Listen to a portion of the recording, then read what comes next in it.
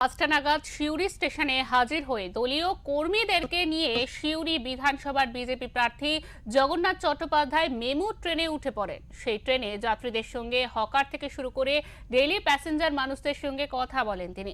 এই ট্রেনে কতটা উপকৃত হয়েছেন সেই বিষয় নিয়েও তিনি জানেন। তার দেওয়া Suri Sealdah memo express train কতটা সাধারণ মানুষের উপকারে আসছে সেই সব খুঁটিনাটি বিষয়ে আলোচনা করেন নিত্যযাত্রীদের সাথে। পাশাপাশি এই সিউড়ি শিয়ালদা মেমো ট্রেনকে হাতিয়ার করে ট্রেনের ভিতরে সমস্ত কামরাতে প্রচার কর্মসূচি সারলেন সিউড়ি বিধানসভার বিজেপি প্রার্থী। একজন নিত্যযাত্রী জগন্নাথ চট্টোপাধ্যায়কে ট্রেনের ভিতরে দেখে চা এগিয়ে দেন।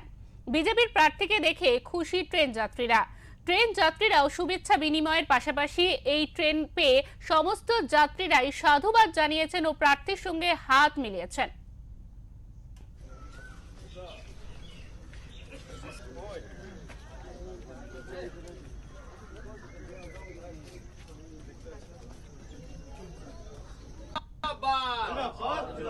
সিউড়ি মানুষের স্বার্থে সিউড়ি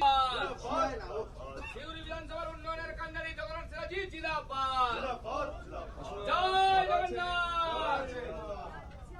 কার কাছে ছেলে থাকে ওখানে মাঝে মধ্যে মেমুতে যান আর ফেরেন মেমুতে।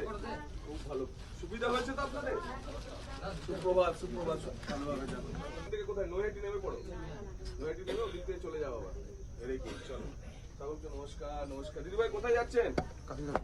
কাজে না না, আমাদের রিলেটিভের বাড়ি।